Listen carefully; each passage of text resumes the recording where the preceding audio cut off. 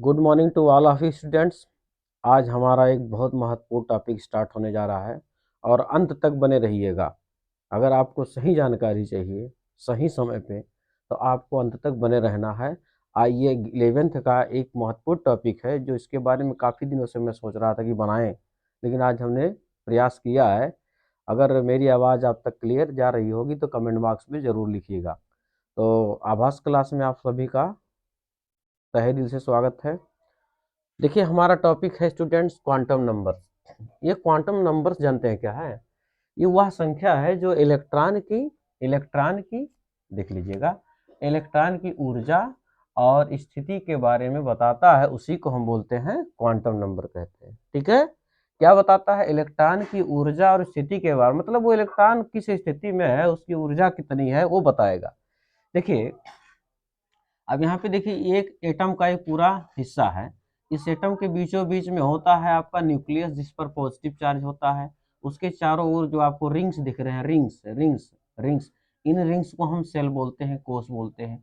इसको अंग्रेजी के कैपिटल लेटर KLMN से डिनोट किया जाता है और इसको स्मॉल n से प्रदर्शित करते हैं इसकी संख्याओं को।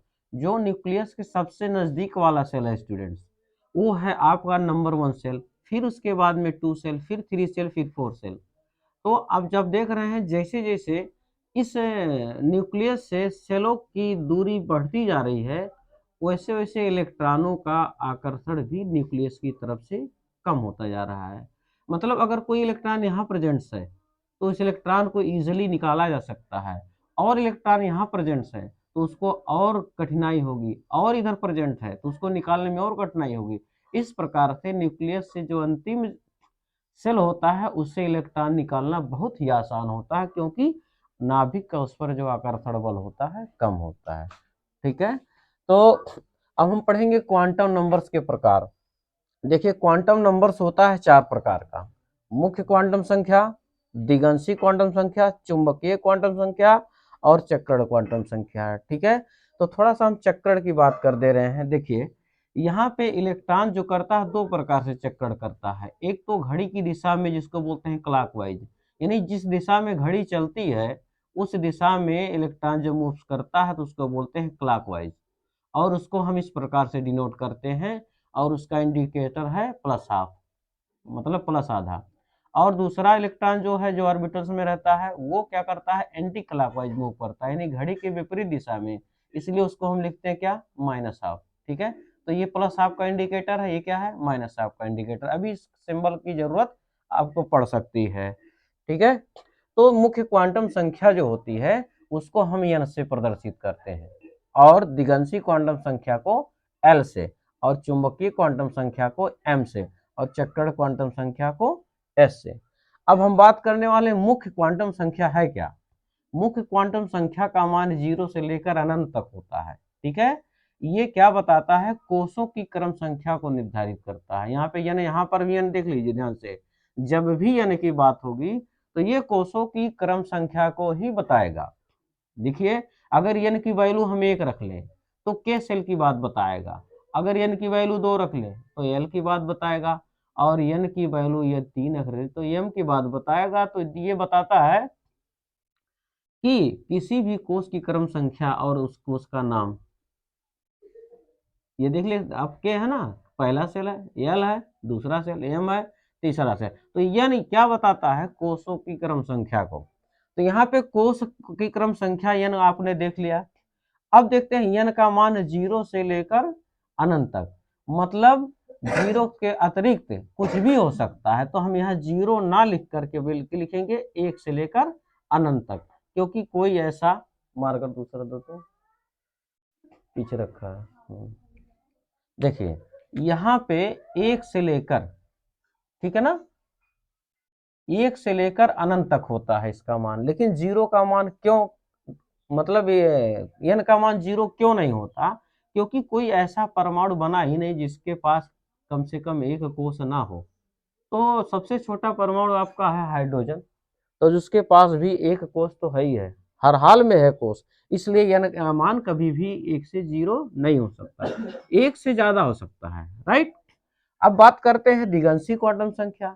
ये जानते हैं ना, दिगंशी क्वांटम संख्या 0 से लेकर n-1 तक, मतलब शून्य रहेगा, जीरोवा रहेगा, जीरोवा रहने के बाद भी उसके n में से आखिरी में से हम एक को घटा देते हैं, तो ये हो गया आपका दिगंशी क्वांटम संख्या का मान।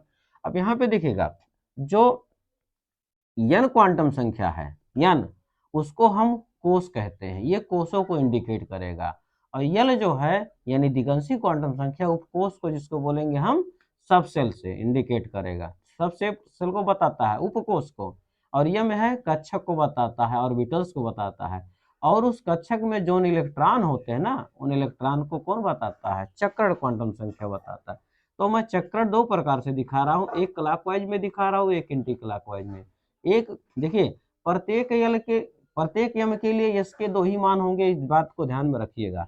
देखिए, दिगंशी क्वांटम संख्या 0 से लेकर n-1 तक, और जो चुंबकीय क्वांटम संख्या होगी वो प्लस यल से लेकर माइनस यल तक शून्य सहित होगी, बीचवा में शून्य आएगा, जान लीजिएगा। और चक्रण क्वांटम संख्या हर यम के लिए यस के दो मान, एक प्लस हाफ एक माइनस हाफ। आइए थोड़ा सा हम एग्जाम्पल जानने का प्रयास करते हैं, 4-6 एग्जाम्पल आपको बताएंगे। अगर हम n बराबर कितना ले ले भाई, 1 ले ले, देखिए n बराबर हमने 1 लिया, तो जो यल का मान लेंगे वो लिखेंगे 0 से लेकर n-1 तक, यानी n का मान 1 रहा तो वही ओमे में से, मतलब ओमे में से एक ठू घटा देंगे, तो यल का मान यहाँ बन गया क्या भाई, 0। अब इसका मान मिला, जब यल का मान भी 0 है तो यम का मान ऑलरेडी क्या होगा, 0 होगा, ठीक।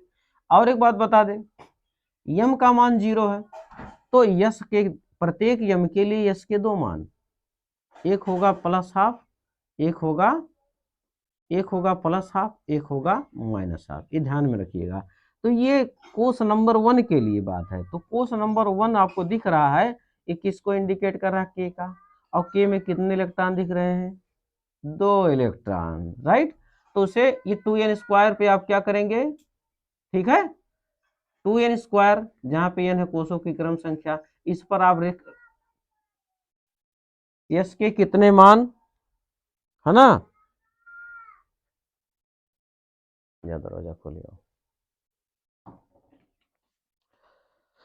देखिए n का जो मान 1 है तो यल का मान हमने निकाला, लेकिन n का मान 1 है तो के कोष की बात कर रहा है, तो के कोष में मैक्सिमम कितने इलेक्ट्रॉन, यहाँ पे n की वैल्यू 1 है तो n के जगह यहाँ पे 1 रख दियो, तो 1 का स्क्वायर 1, 2 1 जा 2, यानी जो के सेल है उसकी कैपेसिटी कितनी आ रही है, 2, तो यल की कितनी आएगी, 8, यम की कितनी आएगी, 18। आइए हम देखते हैं, ठीक है। तो ये था n बराबर 1 के लिए, ठीक है।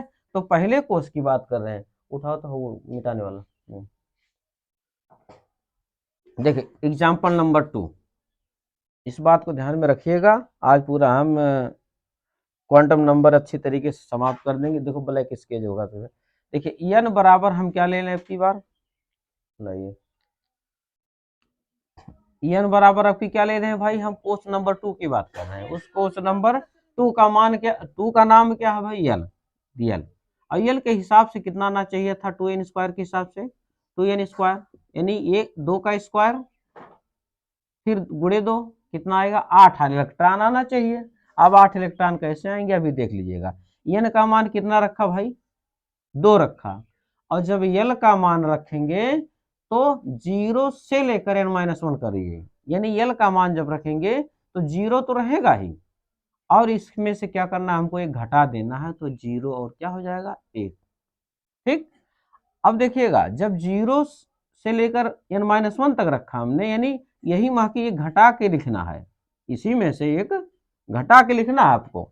तो जब आप घटा के लिखेंगे तो 0 1 आएगा, और यल के लिए यम के मान जो होंगे, प्रत्येक यल के लिए यम के मान तो होंगे, एक प्लस यल एक माइनस यल शून्य सहित, तो 0 है तो 0 लिखेंगे, और यहाँ पर क्या है, प्लस यल प्लस 1, ठीक, फिर 0 फिर माइनस 1, और प्रत्येक यम के लिए यस के कितने मान भाई, प्लस 1/2 माइनस 1/2 प्लस 1/2 और माइनस 1/2 प्लस 1/2, है ना, और माइनस 1/2 प्लस 1/2 और क्या -1/2। तो इनको गिन लीजिए कितने इलेक्ट्रॉन आएंगे, 2 2 4 2 6 और 2 8। तो यहीं से पता चल जाता है, यानी उस सेल का हम स्क्वायर करके 2 से मल्टीप्लाई कर देंगे तो हमारा इलेक्ट्रॉन निकल जाए। तो ये था n बराबर 2 के लिए। अब हम n बराबर किसके लिए देखेंगे, n बराबर 3 के लिए देख लेते हैं। n बराबर 3 की जब मैं बात करता हूँ तो 2n स्क्वायर के हिसाब से कितना आना चाहिए, 18 आ रहा है। कैसे, n का स्क्वायर करिए, 2 है तो 3 3 3 जा 9 और 9 2 जा 18। ठीक है, ये देख लीजिएगा। ठीक, तो ये हो गया आपका 18 इलेक्ट्रॉन आना चाहिए। अब n बराबर कितना रखने जा रहे हैं, n बराबर 3। तो n बराबर जब 3 है तो l बराबर 0 1 2, 0 से लेकर आखिरी में से एक घटा तहत लिखेंगे। और m का जो मान होगा 0 के लिए 0, इसके लिए क्या होगा +1, 0 -1 +2 +1 0 -1 और क्या -2। और ये देखिए यस के लिए कितने मान होंगे, सबके लिए ±12, इसके लिए भी 1 2 3। ठीक है, ±12 +−12 +−12 ±12 जरा गिनिए तो कितना हो गया जी, 1 2 3 4 5 6 7 8 9 दूना 18 इलेक्ट्रॉन आ गए। ऐसे ही आप और भी सेलों के लिए प्रैक्टिस कर सकते हैं किसमें कितने इलेक्ट्रॉन आएंगे। तो इस पर एक और भी क्वेश्चन आता रहता है, आपसे पूछता रहता है इस इलेक्ट्रॉन की चारों क्वांटम संख्याओं का मान निकालना है। चलिए हम बात करते हैं n बराबर, फिर से n बराबर क्या लिया हमने 3। तो n बराबर क्या लेंगे हम, 0 1 और 2। ठीक है, तो अब कैसे पता चला कि ये कोष को बता रहा है, 3 नंबर दिख रहा है, किस कोष को बता रहा भाई, यम को, किस कोष को, यम कोष को। अब यम कोष में देखिए ये उपकोष को बताएगा, तो यहाँ पे 2 उपकोष क्या बताएगा, ये आपका यस है, ये आपका पी है, ये आपका डी है। कैसे पता चला अभी देखिए, यम के लिए आप बना लीजिए, 0 के लिए 0। ठीक है, तो 0 के लिए 1 डब्बा और इसके लिए 3 डब्बा। ठीक है, इसके लिए 5 डब्बा। अभी देख लीजिएगा 1 2 3 4 और क्या 5। ठीक है, अब पांचों डब्बों को साफ साफ देख लीजिएगा, देखिएगा 5। देखिए यम जो है ऑर्बिटल को बता रहा है, साफ साफ दिख रहा है। पी के लिए क्या लिखेंगे, +1। ठीक है, 0 -1 2 है तो +2 +1 0 -1 और क्या -2। ठीक, अब इसमें जो इलेक्ट्रॉन आएंगे उन इलेक्ट्रॉनों को इस प्रकार हम भरेंगे, इस प्रकार से हम इलेक्ट्रॉनों को भरेंगे।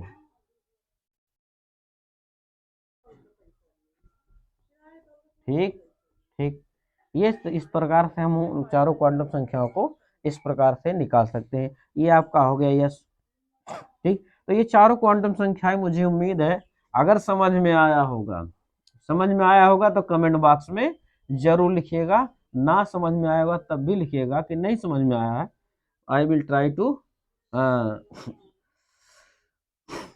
मैं कोशिश करूंगा दोबारा। चलिए हम एक क्वेश्चन देते हैं। सोडियम, क्या लिखा है, सोडियम के अंतिम, क्या अंतिम इलेक्ट्रॉन की चारों, हाँ, क्वांटम संख्याओं के मान बताइए, मान बताइए। ठीक है, मतलब क्या है, यानी n का मान भी निकालना है, l का भी निकालना है, m का भी निकालना है और क्या s का भी निकालना है। ठीक है, तो आप देख सकते हैं Na का इलेक्ट्रॉनिक विन्यास 11 2 8 और 1, यहाँ पे K है, यहाँ पे L है, यहाँ है। तो हमारा अंतिम इलेक्ट्रॉन कहाँ है, अंतिम इलेक्ट्रॉन ये तो है, तो ये हमारा अंतिम इलेक्ट्रॉन कहाँ जा रहा है, अर्थात तीसरे सेल में जा रहा है। तो n की बात क्या होगी, n का मान हो जाएगा 3। n का मान क्या लिखेंगे भाई, 3। ठीक है, n का मान क्या लिखेंगे, 3 लिखेंगे। देखिए अंतिम इलेक्ट्रॉन जहां मिलेगा वहाँ पे तीसरा सेल दिख रहा है m, तो n का मान क्या लिखेंगे 3, ठीक। और l का मान जो लिखना होगा वो लिखेंगे 0 1 2, और m का मान जो लिखना होगा 0 प्लस 1 प्लस 1, फिर 0 माइनस 1 प्लस 2 प्लस 1 0 माइनस 1 और माइनस 2, ठीक है। तो हमारा जो आप देख रहे हैं ना, जब इनका इलेक्ट्रॉनिक विन्यास बनाते हैं तो 3s1 लिखना पड़ता है, 1s2 2s2 2p6 3s2 3p6, है ना। तो 2s2 2p6, फिर 3s2, तो 3s2 ना लिख के हम 3s1 लिखते हैं। तो इससे पता चल जाता है कि हमारा इलेक्ट्रॉन यहीं पर है, क्योंकि एक इलेक्ट्रॉन की जरूरत है। तो यस का मान क्या हो जाएगा भाई, देखिएगा साफ साफ दिख रहा है आपको, 1 2 3 4 और 5। तो ये जो आपका हिस्सा है यस का ही तो है, बताया था आपको, ये यस है और पी है और क्या है डी है। तो हमारा इलेक्ट्रॉन कहाँ है, यही तो है। तो हम हमारे सारे वैल्यू निकालने हैं आपको कि किसमें मिलेगा। तो ये अपना पूरा एरिया क्या करिए, ये पूरा एरिया क्या करिए, सेलेक्ट कर लीजिए। यही सब हो गए किसके मान, चारों क्वांटम संख्याओं के मान। तो n का मान क्या आया 3, l का मान आया 0 और m का मान आया 0 और s का मान क्या आया प्लस हाफ, यानी प्लस हाफ क्यों लिखा गया, क्योंकि इलेक्ट्रॉन क्लॉकवाइज में घूम रहा अकेला है, और जब दूसरा इलेक्ट्रॉन आता तब किस में घूमता, एंटी क्लॉकवाइज में, ठीक है ना। इसी पर हुन्स के अगर स्क्रीनशॉट लेना चाहो तो ले सकते हो, नोट्स कर सकते हो, बहुत खास खास टॉपिक इसमें थे, ठीक है। तो हम बताने जा रहे हैं थोड़ा सा हुन्स रूल, जो हुन्स का रूल है इसी बेस पे है, थोड़ा सा जान लीजिएगा बस कैसे भरते हैं। और भी हम इलेक्ट्रॉन ले सकते हैं, ठीक है। मान लिया मैग्नीशियम के अंतिम इलेक्ट्रॉन को हम निकालने जा रहे हैं, मार्कर क्यों नहीं चल रहा है,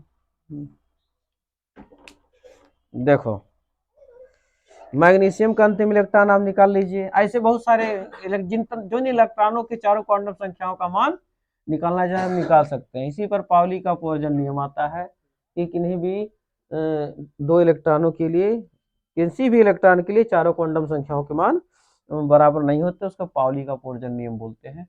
तो हुन्स का रूल जो बोलता है वो क्या कहता है देख लीजिए, हुन्स रूल्स, हुन्स का रूल जो है अभी आपको बता रहे हैं, तुरंत समझ में आएगा, ठीक है, बने रहना है बस, ठीक है। सबसे पहले ये जो आपको ऑर्बिटल्स दिख रहे हैं, सबसे पहले इलेक्ट्रॉन अयुग्मित क्रम में भरते हैं। तो जितने भी इलेक्ट्रॉन एक एक दिख रहे हैं वो सब आपके प्लस हाफ हैं, और जो सब एक एक दिख रहे हैं ना वो सब क्या है प्लस हाफ, क्या है प्लस हाफ, ठीक है। जब एक एक इलेक्ट्रॉन सारे ऑर्बिटल्स में हो जाते हैं तब उनका पेयरिंग शुरू होता है। तो अगला जो इलेक्ट्रॉन आएगा एंटी क्लॉकवाइज होगा, ये क्या कहलाएगा माइनस हाफ, समझ गए, ठीक, ये माइनस हाफ समझ में। तो सबसे पहले इलेक्ट्रॉन एक एक करके भरते हैं, और जब सभी ऑर्बिटल्स में इलेक्ट्रॉन एक एक हो जाते हैं तब उनका युग्मन शुरू हो जाता है। और ये युग्मन कब तक होता रहता है, जब तक सभी ऑर्बिटल्स में एक इलेक्ट्रॉन नहीं हो जाते तब तक उनका युग्मन प्रारंभ नहीं होता है। बल्कि और युग्मन कब बंद होता है, युग्मन माने जोड़ा बनाना, युग्मन का मतलब जोड़ा बनाना। अब वो कब तक भरते रहते हैं, जब तक सभी में दो दो इलेक्ट्रॉन भर नहीं जाते, क्योंकि एक ऑर्बिटल की जो कैपेसिटी होती है मैक्सिमम 2 इलेक्ट्रॉन होती है, ध्यान में रखिएगा। तो ये था हुन्स का रूल, ठीक है। हुन्स का जो रूल्स है यही कहता है, तो आपको हुन्स का रूल भी याद हो गया। और चारों क्वांटम संख्याओं के मान एग्जाम्पल निकाल के देख लीजिएगा किसी भी इलेक्ट्रॉन का। अगर नहीं समझ में आता है फिर भी तो कमेंट बॉक्स में जरूर दीजिएगा।